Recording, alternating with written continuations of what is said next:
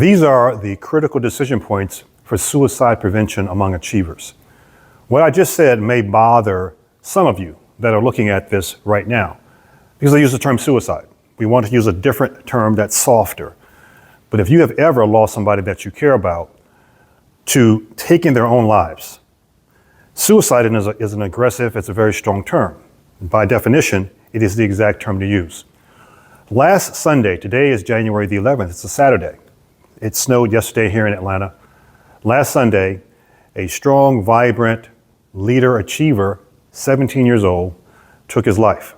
One of my clients shared the story with me. And whenever I hear a story like that, it breaks my heart because for two reasons. First, as I haven't editing my third book on suicide prevention among achievers. And therefore, I feel that every time I delay getting the book finished, getting it out to the public, I'm losing someone's life. That's just personal. Since 2010, I've lost 4 people that I personally knew, that I was close to the unfortunate mental dungeon, the darkness that led them to take their own lives. I want to share with you, if you're a parent or if you are anyone that in your teens through your late 20s, how to recognize 5 steps. These are critical decision points for those who are considering taking their own lives. Now, I did not read this in a book anywhere. It's from my own experience. This is not something that everybody wants to know, but knowing it can save someone's life. Here they are. The first is thought impulse.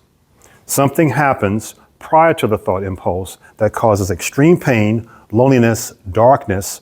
It could be a breakup of a relationship. It could be a number of things that's unique to that person. It may not happen immediately, but something happens. They feel lonely. They feel a sense of hopelessness. The thought impulse comes to mind. Step number 2, contemplation. It becomes more than a thought impulse. They begin to think about it more and more as they sink deeper and deeper into depression. The challenge that you and I may have as what I call in my third book, the observer, is that we expect them to always recover. And they may not show us what they're experiencing because they don't want to expose us to it. Number 3, step 3, critical decision point 3 is expression. That is their favor to us if they express that they're having suicidal thoughts, because that is the first time that they're exposing a weakness that they have in their mental space, in their emotional space, in their heart, in their sense of meaning and their purpose in their life, where they're considering ending whatever the pain is that they're experiencing by taking their own life. That's step 3. Step 4 is resolution. They will decide, an achiever will always make a decision. They will decide whether they're going to take their own lives or they're going to wash the thought. That's step 4. Step 5 is execution. They take the action. We want to avoid step 5. The reason is because when someone that we care about takes their own life, everyone that loves them, everyone that cares about them, that event becomes a traumatic life event for everyone else.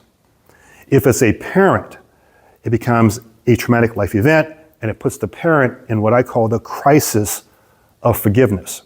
And that takes quite some time to work through. We won't go into that. I won't go into detail on these critical decision points, but I want to share them with you so that when you begin to see it, you recognize it. The one point I want to expand on just a little bit on this video is step 3, expression. The reason that we are inclined to dismiss the expression is for 2 reasons. The first is that we think it's step 1.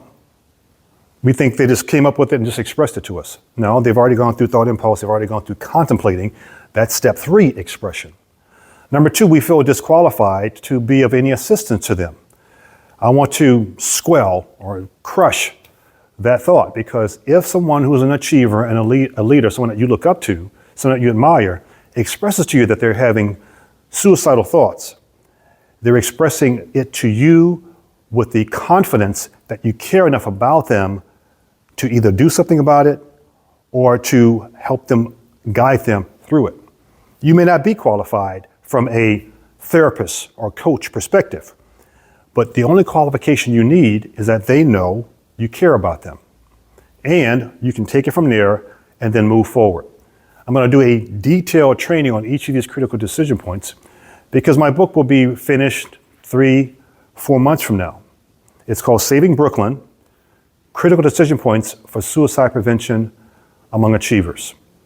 It's almost done, but I needed to share this now because every time I hear about the loss of someone, especially a child, this guy was an athlete, he was a leader, it hurts, even though I didn't know the person personally.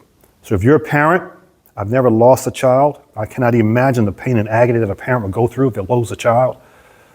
If you're a close friend and you're in school, you know someone if you're in your teens, late 20s, keep these in mind. When someone expresses they're having suicidal thoughts, that's the expression at step 3. The first thing to do is to ask them one question I know we're afraid to ask, is how long have you been having these thoughts? Ask them. Second question, when do you plan to make the decision? Because an achiever that expresses a thought will not express it and not do something about it. They will either decide to execute on the thought or they'll decide to dismiss it. But it will not be left in the air. And as the observer, I refer to those of us who receive the information as the observer in my third book. As the observer, there are certain steps that we can take that we don't need to be qualified from a academic or a education perspective. You're already qualified because the person knows you care about them. That's the thought. I want to wish you all the blessings and success you deserve. These are the types of videos I will be putting on my channel. It's dear to my heart. It's very important. If you would like to hear more, subscribe to the channel. Also, there should be a link below. If you want to be notified when my third book is finished, let me know. There's a link to one of my websites that you can just leave your email address there, and I'll put you on the list for those to be notified when my third book is ready to be released. God bless.